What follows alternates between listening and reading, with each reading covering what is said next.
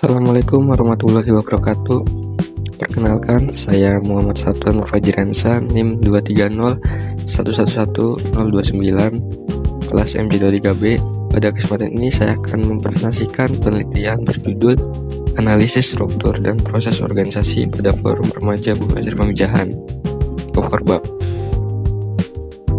Lanjut ke latar belakang.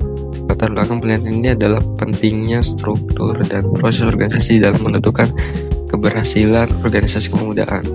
Forbab sebagai organisasi remaja di RW03 Desa Pamijahan aktif dalam kegiatan sosial, keagamaan, olahraga, dan kreativitas pemuda. Namun, terdapat tantangan seperti partisipasi anggota yang belum konsisten, keterbatasan sumber daya, serta dinamika komunikasi internal. Oleh karena itu, penelitian ini dilakukan untuk menganalisis efektivitas struktur dan proses organisasi yang berjalan. Kajian teori dalam penelitian ini mencakup konsep struktur organisasi, proses organisasi, serta efektivitas organisasi dengan pendekatan input, proses, output. Dan selain itu, secara regulatifnya, organisasi kepemudaan memiliki dasar hukum yang jelas, yaitu Undang-Undang Nomor 40 Tahun 2009 tentang kepemudaan yang menegaskan bahwa pemuda berperan sebagai kekuatan moral, kontrol sosial, dan agen perubahan dalam pembangunan nasional. Hal ini memperkuat keberadaan Forbab sebagai organisasi kepemudaan. Nah, pada metode penelitian menggunakan pendekatan kualitatif deskriptif dengan teknik wawancara, observasi, dan dokumentasi. Informan utamanya yaitu Ketua RW sebagai pelindung dan Ketua Umum Forbab. Kemudian lanjut ke profil organisasi.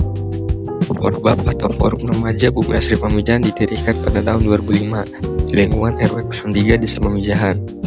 Organisasi ini bertujuan menjadi wadah pengembangan potensi dan partisipasi sosial pemuda. Visi Forbab adalah mewujudkan generasi muda yang terampil, aktif dalam organisasian dan bermanfaat bagi masyarakat. Dalam menjalankan kegiatannya, Forbab memiliki struktur pengurusan terdiri dari pelindung yaitu Ketua RW 03, Dewan Pengawas Organisasi, Ketua Umum, Wakil Ketua, Sekretaris, Bendahara, serta beberapa divisi seperti PHBN, PHBI, Kreativitas, dan Humas. Susunan kepengurusan ini mendukung pelaksanaan berbagai program kerja seperti kegiatan sosial, keagamaan, peringatan hari besar nasional, dan pengembangan kapasitas anggota. Lanjut ke struktur organisasi. Secara analisis, struktur organisasi Forbab berbentuk fungsional dengan garis komando vertikal, yaitu Ketua Umum berperan sebagai koordinator utama yang mengarahkan pengurus inti dan divisi-divisi. Pembagian tugas dan wewenang sudah ditetapkan secara cukup jelas sehingga memudahkan dalam koordinasi. Struktur yang sederhana ini sesuai dengan kebutuhan organisasi di tingkat lingkungan karena fleksibel dan tidak terlalu birokratis. Adanya pelindung dan Dewan Pengawas Organisasi juga memberikan fungsi pengawasan serta arahan strategis dalam menjalankan organisasi. Proses organisasi dari sisi proses komunikasi dilakukan secara formal melalui rapat organisasi dan secara informal melalui interaksi langsung maupun media digital.